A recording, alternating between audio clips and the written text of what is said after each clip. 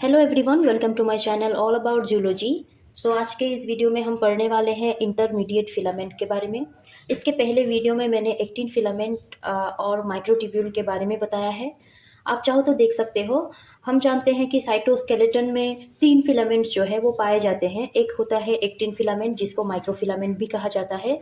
दूसरा होता है इंटरमीडिएट फिलामेंट और तीसरा होता है माइक्रोट्यूब्यूल्स। सो माइक्रोट्यूब्यूल और एक्टिन फिलामेंट के बारे में जो कि हम लोगों ने पढ़ लिया है, अभी हम पढ़ने वाले हैं इंटरमीडिएट फिलामेंट के बारे में। देखते हैं कि ये कैसा होता है, इनका स्ट्रक्चर कैसा होता है और ये किस टाइप का जो है फंक्शन प्ले करते हैं। सो इंटरमीडिएट फिलामेंट जो है, इसको इंटरमीडिएट क्यों कहा जाता है? क्योंकि इनका साइज जो आप देखोगे वो माइक्रोट्यूब्यूल्स और माइक्रोफिलामेंट के बीच में प्रेजेंट होता है। बेसिकली इंटरमीडिएट है, मतलब ये बीच में प्रेजेंट होता है माइक्रोफिलामेंट और माइक्रोट्यूब्यूल के, इसीलिए इसको इंटरमीडिएट फिलामेंट कहा जाता है। और देखने में ये रोप लाइक होता है, लाइक रस्सी के जैसा होता है। जैसे कि आप देखोगे रस्सी आपस में कोइल होकर रहते हैं, उसी तरीके से जो है इंटरमीडिएट फिलामेंट भी रोप लाइक कोइल्ड होकर रहता है। हम आगे इसका जो है स्ट्रक्चर देखेंगे। सो बेसिकली ये दिखने में रोप लाइक साइटोप्लाज्मिक फिलामेंट यहाँ पर कहा गया है। और इसका जो डायमीटर होता है ये अबाउट 10 नैनोमीटर तक होता है। और ये फिलामेंट जो है ये मेटाजोआज में पाया जाता है, जैसे कि वर्टिब्रेट के केस में पाया जाता है, निमेटोड के केस में और मॉलस्क के केस में आपको देखने को मिलेगा। बट ये प्लांट्स और फंगी में प्रेजेंट नहीं होता है। यहाँ पर कहा गया है, unlike the actin and tubulin protein, the intermediate filament proteins are chemically heterogeneous and show tissue as well as species specific variations in molecular weight. ठीक है, ये केमिकली हेटेरोजेनस होता है। इनका जो फिलामेंटस प्रोटीन होता है वो केमिकली हेटेरोजेनस होता है। Tissue as well as species specific variation को ये शो करता है। यहाँ तक कि यहाँ कहा गया है कि वो more than 50 different types of जो है इंटरमीडिएट फिलामेंट प्रोटीन अब तक आइडेंटिफाई हुए हैं और क्लासिफाइड किया गया है इनको 6 ग्रुप में based on their sequence and tissue distribution. ये मोस्ट स्टेबल होते हैं और लेस सोल्यूबल कंस्टिट्यूएंट होते हैं साइटोस्केलेटन का। इनका अगर स्ट्रक्चर देखें तो जैसे कि मैंने कहा था, ये रोप लाइक होता है, मतलब इनमें 3 पार्ट्स जो है वो प्रेजेंट होते हैं। एक होता है हेड पार्ट, दूसरा होता है रोड लाइक सेंट्रल पार्ट, जो उसका सेंट्रल पार्ट होता है वो रोड लाइक होता है, हम आगे देखेंगे। और तीसरा होता है टेल। ठीक है, so the basic structure unit of intermediate filament consist of 2 intermediate filament polypeptide.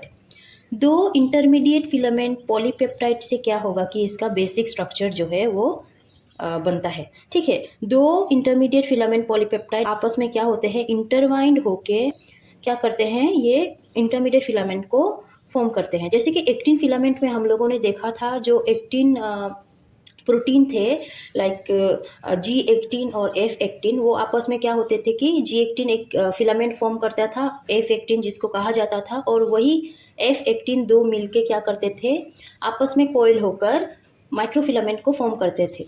ठीक उसी तरह यहाँ पर कहा गया है कि 2 पॉलीपेप्टाइड आपस में क्या होंगे, कोइल होकर इंटरमीडिएट फिलामेंट को फॉर्म करते हैं। सो पहले देख लेते हैं इनका जो स्ट्रक्चर है ये कैसा है।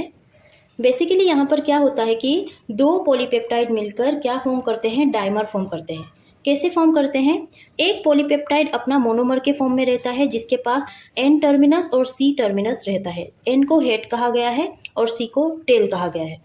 और एक पॉलीपेप्टाइड क्या करेगा, इनके साथ कोइल्ड होकर डाइमर को फॉर्म करेगा, जहां पर 2 एन टर्मिनस होंगे और 2 सी टर्मिनस होंगे। अब ये डाइमर जो है ये टेट्रामर को फॉर्म करता है। किस तरीके से फॉर्म करता है, ये इसी टाइप का डाइमर यहाँ पर अटैच करवाएगा, बट इनका जो साइट है ये ऑपोजिट डायरेक्शन में अटैच करवाएगा।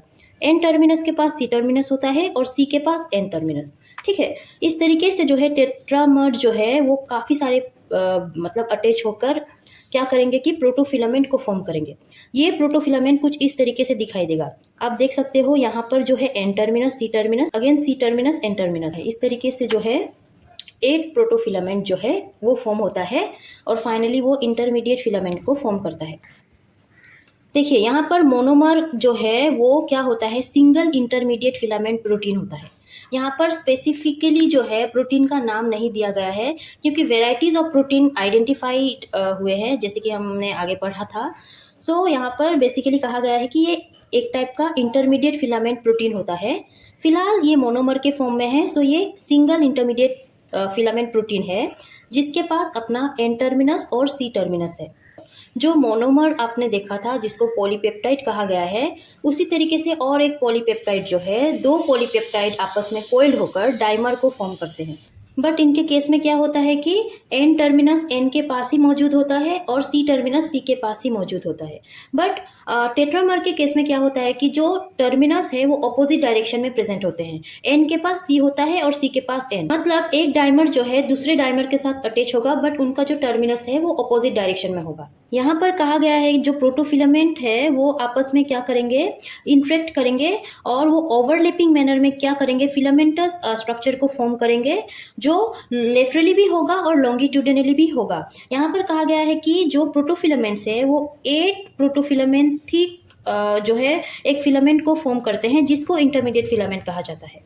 यहाँ पर मैं फिर से आपको डायग्राम दिखाती हूँ। देखिए, मोनोमर से डाइमर, डाइमर से टेट्रामर बनता है। उसके बाद टेट्रामर जो है इस तरीके से अरेंज होते हैं जिसको प्रोटोफिलामेंट कहा जाता है। ये प्रोटोफिलामेंट जो है लॉन्गिट्यूडिनली और लेटरली दोनों तरह से ये क्या होता है कि 8 प्रोटोफिलामेंट फिलामेंटस स्ट्रक्चर जो फॉर्म करता है उसको ही क्या कहा जाता है, इंटरमीडिएट फिलामेंट कहा जाता है।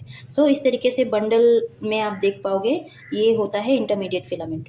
सो बेसिक जो स्ट्रक्चर था इंटरमीडिएट फिलामेंट का वो मैंने आपको दिखाया है। अब हम देखते हैं फंक्शन के बारे में। यहाँ पर कहा गया है the principal function of intermediate filaments are structural to reinforce cell and organise cells into tissues. They play a role of structural और tension bearing role. Basically intermediate filament जो है सेल को स्ट्रेंथ प्रोवाइड करता है। Intermediate filament helps cells withstand mechanical stress. Intermediate filaments have great tensile strength, जैसे कि मैंने कहा था, and their main function is to enable cells to withstand the mechanical stress that occurs when cells are stretched. Cell को stretch करवाने में जो है ये इंटरमीडिएट फिलामेंट हेल्प करता है। सेल के डीएनए को भी प्रोटेक्ट करके रखता है। Most stable component of cytoskeleton intermediate filaments with a high tensile strength. This makes them the most stable component of the cytoskeleton. Intermediate filaments are therefore found in particularly durable structures such as hair, scales and fingernails. So about intermediate filament, जो structure था, ये किस तरीके से function करते हैं, ये सारा मैंने बताया है। आई होप आपको समझ आया होगा। अगर समझ आया हो और अच्छा लगा हो तो इस वीडियो को लाइक कीजिए। मेरे चैनल को सब्सक्राइब करना प्लीज़ मत भूलिएगा। टिल देन पढ़ते रहिए। Take care and bye bye.